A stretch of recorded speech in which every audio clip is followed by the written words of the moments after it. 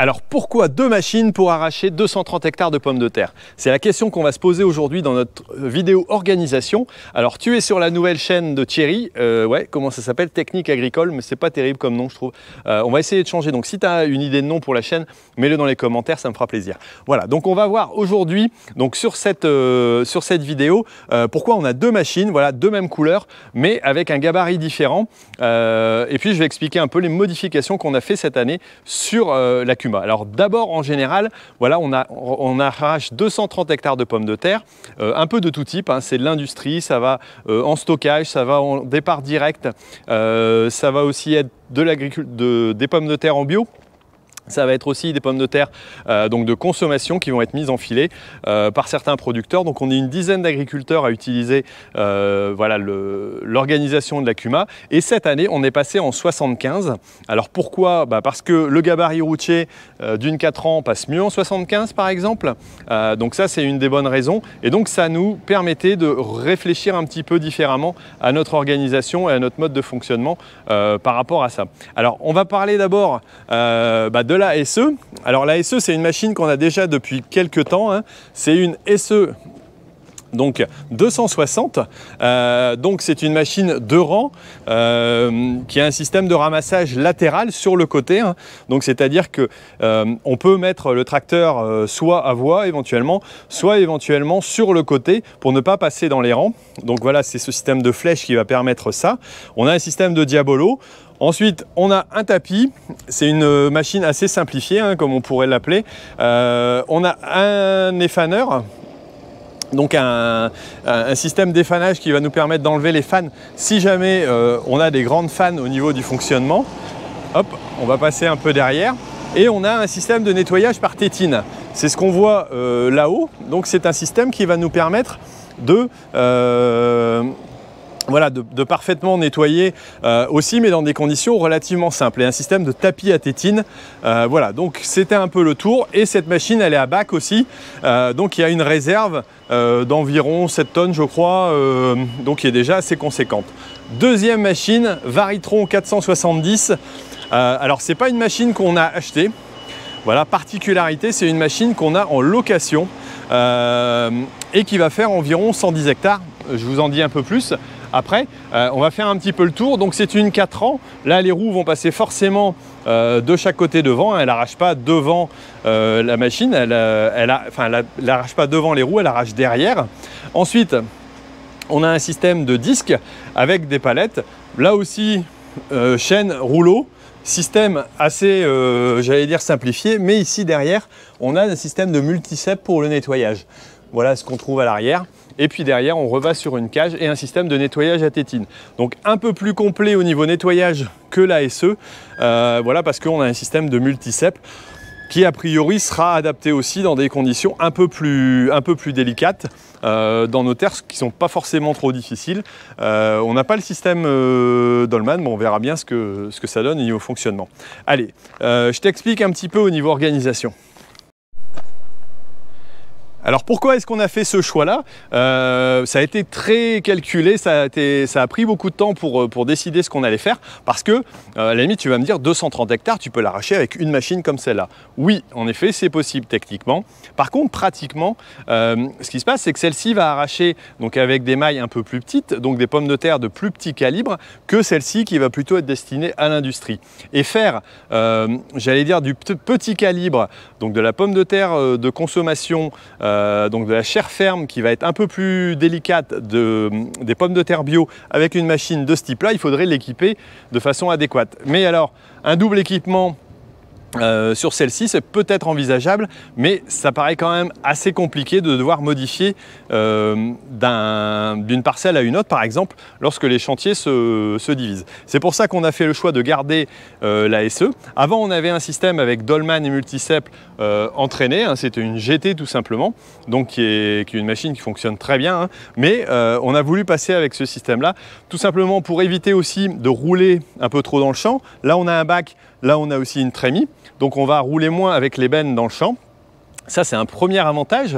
Le fait d'être à 75, ça nous permet d'avoir un gabarit routier, de ne pas avoir de voiture pilote. Intéressant aussi pour la plantation, intéressant pour le broyage. Parce que sinon, on devait avoir toujours une voiture pilote. Et ça, c'est franchement une contrainte d'organisation qui est très délicate. C'est pour ça qu'on a décidé de repasser à 75. Inconvénient cette année, tu as pu le voir sur la chaîne, en passant à 75, il faut soit qu'on fasse des traces de traitement spécifiques pour passer en 1m80, soit qu'on roule en 1m50. Et là, on a fait les deux cette année. Ça a été le bazar. Certains sont restés en 1m50, on a dû changer de tracteur, de pulvé entre les deux. Et ça a été une grosse contrainte d'organisation. L'année prochaine, normalement, on passe en 2,25 m, c'est-à-dire un multiple qui va permettre de passer sur des routes à 45 et aussi sur des routes à 75. Voilà, tout simplement. Donc voilà un petit peu au niveau de l'organisation. Et au niveau des choix de fonctionnement, donc l'ASE va permettre d'arracher donc les petites pommes de terre, celles qui vont être conditionnées de façon tout à fait j'allais dire adéquate pour la consommation, donc elle va le travailler plus légèrement, elle est déjà en route, elle va arracher un petit peu pour des agriculteurs voilà, qui sont en train de tourner tout doucement, mais petit à petit, hein, qui arrachent au fur et à mesure parce qu'on n'est pas en chaude, mais on est en précoce on va dire. Et par contre celle-ci va démarrer aussi la semaine prochaine normalement en industrie parce que c'est une demande qui va être faite par, là c'est Macken en l'occurrence, pour un collègue, et donc on va pouvoir la mettre en route. Donc à cette occasion-là, je te referai une vidéo pour bien te montrer le fonctionnement de la Varitron. Mais au moins, tu as pu comprendre un petit peu le système. Alors, notre organisation aussi à 10, je vais te l'expliquer. Ça faisait longtemps qu'il n'y avait pas plu, hein. Je ne sais pas si tu avais remarqué, mais bon, c'est une impression. Enfin bref. Notre organisation à 10, comment elle se pratique? Il y a un responsable de groupe qui, avec un des salariés, fait le planning pour l'organisation des arrachages. Donc ça nous permet de prévoir en avance et nous, on se positionne en chantier, c'est-à-dire qu'on va venir dire bah, moi je suis disponible le matin ou l'après-midi, ce qui nous permet de faire des 7h, 13h et des 13h, 21h à peu près pour avoir une plage horaire de travail assez large. On a aussi 2 chauffeurs pour les machines. Alors, on va voir comment on va faire parce qu'en réalité, on a 3 chauffeurs pour 4 machines. Donc là, on verra un peu comment on s'organise, mais celle-ci ne tournera pas tout le temps en même temps que celle-là non plus. Les bennes suivent le chantier, c'est-à-dire qu'en général, les bennes suivent avec l'organisation qu'on peut avoir, que ce soit pour des livraisons chez un client particulier, chez un agriculteur particulier ou chez un, j'allais dire, en bâtiment, ou alors ici à l'Acuma, tout simplement pour du balage direct en remorque, donc pour une livraison directe, un chargement direct. On passe aussi par un déterreur qu'on a ensemble, on a le broyeur ensemble, on a tout ce système-là ensemble, même si ici, voilà, la Varitron est équipée aussi, elle, d'un broyeur pour pouvoir tout simplement arracher aussi avec son système entre guillemets autonome. Alors tout à l'heure je t'ai parlé que cette machine on l'avait tout simplement en location. Et bien c'est vrai qu'on avait cherché 2 options, soit éventuellement acheter la machine, soit éventuellement faire par entreprise. Ce qui ne s'est pas fait. Alors l'entreprise était intéressante au niveau coût, l'achat était impossible par rapport au coût, au prix de revient par rapport à la surface. Et puis, on a eu cette proposition donc, de la part de la marque Grimm, tout simplement pour faire une location. Alors, c'est assez extraordinaire, j'allais dire, de leur part, hein, quelque part. Je ne sais pas s'ils font ça couramment.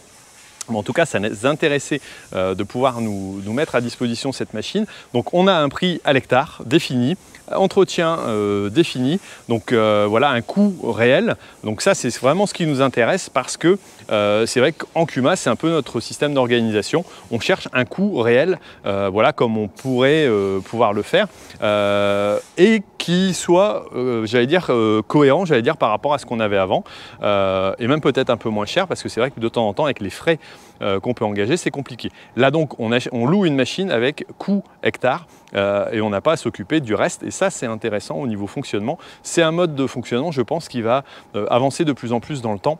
Au niveau de nous, notre organisation, en tout cas au niveau de la Cuma aussi. Donc voilà un petit peu pour l'organisation qu'on a au niveau de la structuration. Alors si tu veux en savoir plus, je te donnerai des vidéos aussi durant la saison peut-être pour réexpliquer un petit peu l'organisation, pour montrer comment ça marche et puis pour montrer comment celle-ci elle fonctionne parce que je pense que ça peut t'intéresser aussi. Voilà, alors si tu as apprécié cette vidéo organisation, si tu as encore des questions, n'hésite pas à les mettre dans les commentaires, ça me fera plaisir. Si tu apprécies, n'oublie pas de t'abonner surtout à la chaîne Ça me fera continuer parce que s'il n'y a personne qui regarde, ben, concrètement, ça sert à rien que je continue. Donc voilà, si ça t'intéresse, tu me dis ça. Si cette organisation de Kuma, ça t'intéresse, tu me le dis. Tu mets ça dans les commentaires. Et puis comme ça, on pourra tout simplement discuter ensemble et puis partager. Voilà, alors j'espère que ça t'a plu. Mets-moi un petit j'aime si ça t'a plu. Et puis partage, dis-le aussi à tes copains. Voilà, que cette nouvelle chaîne existe. Ça me fera connaître et puis ça me permettra de continuer. Allez, moi je te laisse et puis je te dis à bientôt sur, ben, je sais pas, trouve le nom de la chaîne et puis voilà, ça sera bien. Allez, ciao!